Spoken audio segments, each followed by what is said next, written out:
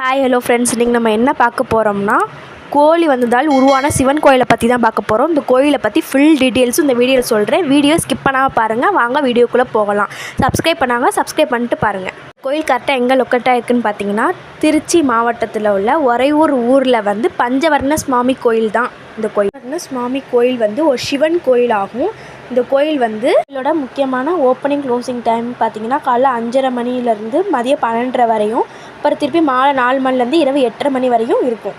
இந்த கோயிலுக்கு any time bus வசதி உண்டு. நாங்கள் ஒரு 60ஆம் கல்யாணத்துக்காக போயிருந்தோம். நம்ம சப்ஸ்கிரைப் ஆனால் உங்களுக்கு இந்த கோயிலை தெரியப்படுத்துறதுக்காக ஒரு வீடியோ கேட்ச் பண்ணோம். கோயிலோட நேர்த்திக்கடன் பார்த்தீங்கன்னா, சிவனுக்கும் அம்பாளுக்கும் அபிஷேகம் செஞ்சுட்டு பொங்கலை நெய்வேத்தியமாக செய்வதே வழிபாடாகும். கோயில் பிரார்த்தனை பார்த்தீங்கன்னா, கார்கோடன் பாம்பும் கருடனும் வந்து ஈசனை வழிபட்டனால் நமக்கு ஏற்பட்ட எல்லா தோஷமும் நீங்களும் சொல்லிக்கிறாங்க.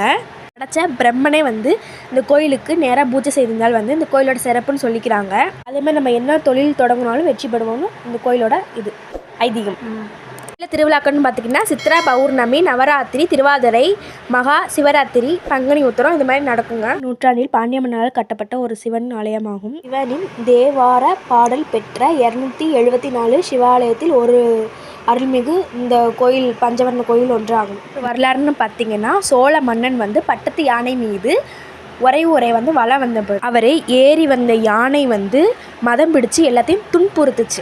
மதம் முடிச்சதை கண்டு சிவன் மேலே ரொம்ப பக்தி கொண்ட மன்னன் வந்து வேண்டிக்கிட்டார். சிவன் பார்வை வந்து கோழி மேலே பட்டதால் வந்து கோழி வந்து யானை மீது ஏறி யானையை கொத்தியது. கோழி வந்து கொத்தி தாக்கியதால் யானை வந்து வலி தாங்க முடியாமல் வில்வ மரத்துக்கு வந்துருச்சு. கோழியும் வந்துருச்சு. அதனால் கோழியூர் என்று பெயர். சோழ மன்னன் வந்து இங்கே ஒரு சிவன் ஆலயத்தை அமைக்கலான்னு சொல்லிட்டு அமைச்சாங்க.